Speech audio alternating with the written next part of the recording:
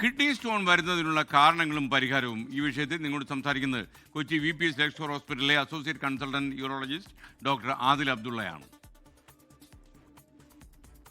Family Doctor, supported by VPS Lakeshore.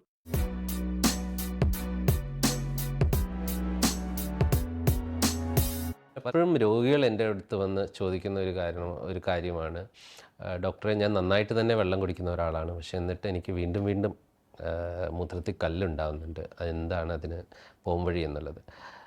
പലപ്പോഴും ഒരു കാര്യം നമ്മൾ മനസ്സിലാക്കേണ്ടത്, ഒരാൾക്ക് കിഡ്നി സ്റ്റോൺ ഒരു പ്രാവശ്യം വന്നു കഴിഞ്ഞാൽ രണ്ടാമത് വരാനുള്ള സാധ്യത 50% കൂടുതലാണ്, മറ്റൊരാളെക്കാട്ടിൽ 50% കൂടുതലാണ്. അതിന് കാരണം എന്താണെന്ന് വെച്ച് കഴിഞ്ഞാൽ അയാൾക്കുള്ള ആ വ്യക്തിക്കുള്ള ഒരു ശരീരഘടനയാണ്, അല്ലെങ്കിൽ നമ്മുടെ ജെനറ്റിക്സാണ് അതിനൊരു കാരണം.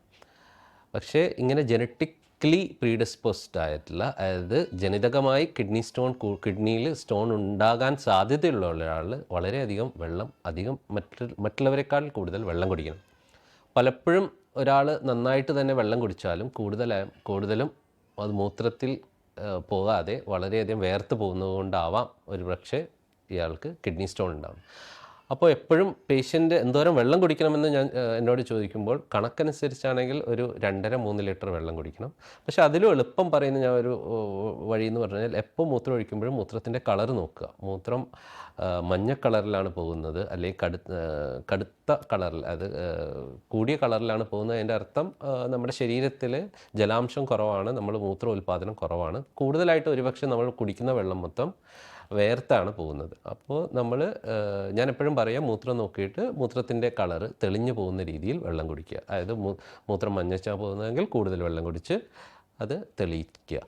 വെള്ളം കുടിക്കാൻ വേറെ റെസ്ട്രിക്ഷൻ ഇല്ലാത്ത ഒരാൾ, അതായത് വേറെ അസുഖങ്ങളോ വേറെ പ്രശ്നങ്ങളോ കാരണം, ഹാർട്ടിനോ ലിവറിനോ കിഡ്നിക്കോ പ്രശ്നങ്ങൾ കാരണം വെള്ളം കുടിക്കാൻ ഡോക്ടർ ക്ലിപ്തത പറയാത്ത ഒരാൾക്ക് 2.5-3 ലിറ്റർ വെള്ളം കുടിക്കാം. Family Doctor, supported by VPS Lakeshore.